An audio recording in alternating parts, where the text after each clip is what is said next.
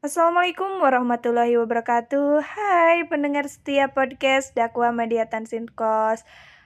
Kembali lagi dengan saya Tanis Daulandari di episode pertama. Ini baru bikin sih. Jadi episode ini kalian akan ngerasa excited karena kita akan ngebahas topik yang keren dan penting tentang mengenal diri sendiri. Oke, dengan cara yang lebih asik dong, tentunya lebih gaul ya. Nah, jadi di episode kali ini kita akan berdiskusi tentang cara supaya teman-teman bisa lebih mengenali diri sendiri, dan tentunya kita bakal banyakin candaan biar nggak bosen ya dengerin aku. Aduh, jadi siapin diri kamu, siapin cemilan ya buat dengerin, atau mau sambil rebahan juga boleh. Dan jangan lupa dengerin episode kita yang asik ini. Oke, kita bahas aja lanjut ya ke pembahasan, yaitu mengenal diri sendiri. Yaitu apa sih mengenal diri sendiri atau bagaimana gitu kan. Untuk mengenal diri sendiri, kita harus menjelajahi siapa diri kita dan apa yang membuat kita unik dari orang lain. Ya, Oke, pengertian mengenali, bukan pengertian sih. Apa sih yang dimaksud dengan mengenal diri sendiri? Yaitu proses penting dalam kehidupan untuk memahami siapa diri kita, apa yang menjadi kelebihan dan kekurangan kita, serta apa yang membuat kita unik. Ini ada beberapa cara yang dapat kita lakukan untuk memperdalam pemahaman tentang diri sendiri, seperti merenungkan nilai-nilai yang penting bagi diri sendiri, mengevaluasi kekuatan dan kelemahan, kemudian mengenali minat dan bakat, serta memahami pengalaman hidup yang telah dialami. Wih, pengalaman hidup nih, gimana pengalaman hidup kalian? Coba ceritain di komen. Oke, dengan mengenali diri sendiri, kita dapat mengeksplorasi potensi dan menciptakan kehidupan yang lebih bermakna. Wah, kayak lagu nih, bermakna gitu. Nah, dalam mengeksplorasi jati diri, hal pertama yang harus kalian lakukan yaitu introspeksi. Sudahkah kalian introspeksi? Belum. Kalau belum, introspeksi. Introspeksi yaitu mengamati dan merefleksikan diri sendiri untuk memahami nilai kepercayaan dan keinginan yang mendasari tindakan kita sehari-harinya. Nah, setelah melakukan introspeksi tadi, langkah selanjutnya yaitu mengevaluasi pengalaman hidup yang telah kita alami. Bukan terus-terusan di masa lalu ya, tapi menjadi introspeksi lah. Buat jadikan bagian masa lalu menjadi pengalaman hidup bagi kita. Nah, dari pengalaman-pengalaman tersebut, kita dapat memetakan minat, bakat, dan keahlian yang kita miliki dong tentunya ya. Hal ini dapat membantu kita menemukan apa yang membuat kita unik. Nah, selain itu, interaksi dengan orang lain juga dapat membantu nih untuk mengeksplorasi jati diri kita. Dengan berinteraksi dengan berbagai orang, kita dapat mempelajari nilai-nilai dan pandangan hidup yang berbeda. Kita juga dapat memperluas wawasan dan mengembangkan kemampuan sosial kita tentunya ya. Namun kemampuan sosial itu agak sulit dilakukan karena saya pun sama. Oke. Balik lagi, menjelajahi jati diri juga dapat dilakukan dengan mencoba hal-hal yang baru. Mencoba hal-hal baru dapat membantu kita menemukan potensi-potensi baru yang belum pernah kita sadari sebelumnya. Misalnya, mencoba hobi baru atau mengikuti kursus untuk mempelajari keterampilan baru. Seperti saya itu sekarang sedang mencoba mengikuti kelas bahasa. Itu adalah hal baru menurut saya. Dan banyak lagi lah, kalian maunya apa, terserah, bebas. Untuk mengenali diri itu ya coba-coba aja. Nah, oke. Selanjutnya perlu kalian ingat nih, untuk mengeksplorasi jati diri bukanlah suatu yang mudah.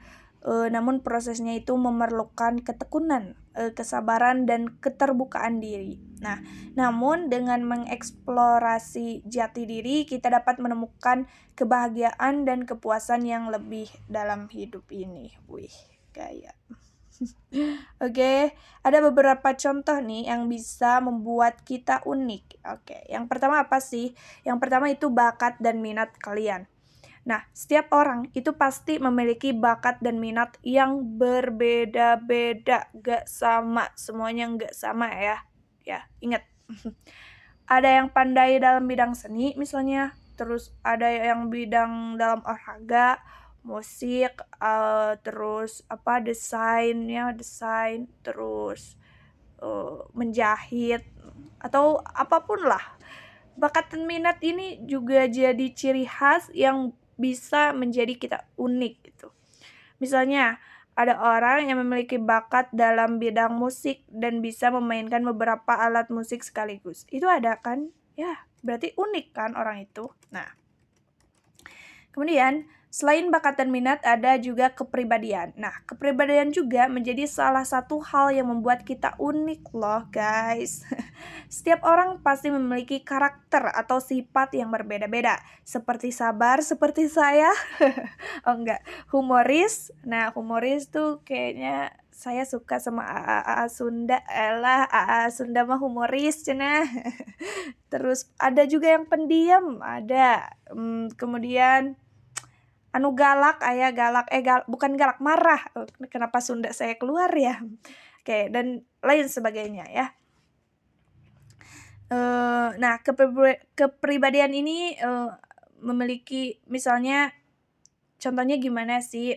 Nih kayak ada orang yang memiliki sifat humoris. Nah, pasti kalau memiliki sifat humoris pasti membuat orang lain tuh seneng ya saat ada di dekatnya. Wih, saat mau bukan gitu. Oke, lanjut.